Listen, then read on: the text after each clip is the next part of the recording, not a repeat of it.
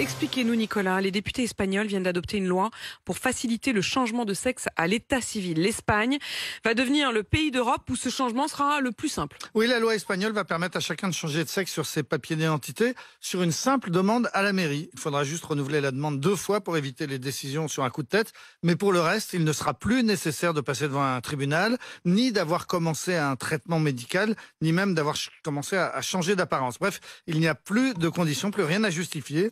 Tout homme peut devenir femme et toute femme peut devenir homme, et cela dès l'âge de 16 ans, et même 14 ans avec l'autorisation des parents, et même dès 12 ans, mais pour le coup en passant devant un tribunal. C'est ce qu'on appelle l'autodétermination de genre. La loi entrera en vigueur dans quelques semaines après son adoption au Sénat. Est-ce que c'est une première en Europe ? Alors presque, mais pas tout à fait. Le Danemark, depuis 2014, accorde aussi le droit aux personnes transgenres de changer de sexe presque aussi facilement. L'Écosse s'apprête à voter un texte identique.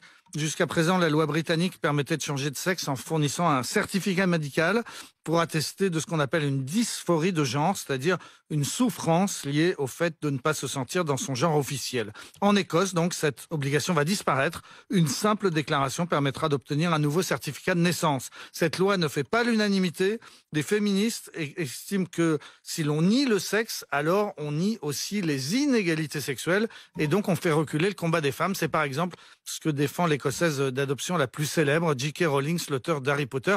Et en Espagne, il y a exactement le même débat très vif. En France, que dit la loi ? Alors en France, on peut changer de prénom et de sexe, mais à plusieurs conditions. La première, c'est qu'il faut être majeur. La seconde, c'est qu'il faut prouver que son genre officiel ne correspond pas à sa réalité. Il faut déjà avoir changé de prénom ou bien il faut être connu de son entourage familial et professionnel sous le sexe que l'on revendique. Ou bien encore, il faut se présenter physiquement comme appartenant au sexe que l'on désire se voir assigner. Bref, la loi française demande qu'un homme qui veut devenir femme ressemble déjà un peu à une femme ou s'habille comme une femme. Et in fine, c'est le tribunal de grande instance qui tranche. En revanche, depuis 2016, il n'est plus nécessaire d'avoir commencé un traitement médical ou un traitement hormonal. Ces traitements qui, eux, sont accessibles à tous, y compris aux mineurs. Voilà, c'est le paradoxe. La loi encadre le changement d'état civil, mais elle n'encadre pas le changement de sexe physique.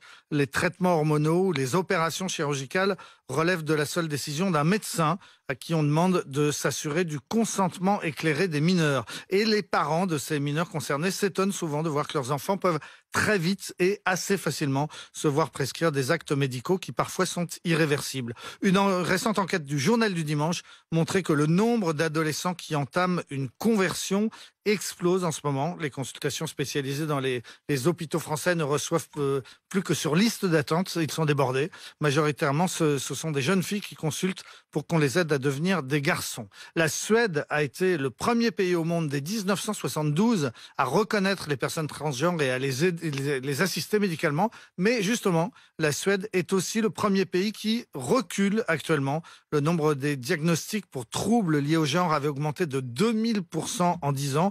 Et finalement, donc, le pays a décidé désormais de ne plus accorder de traitements hormonaux aux mineurs.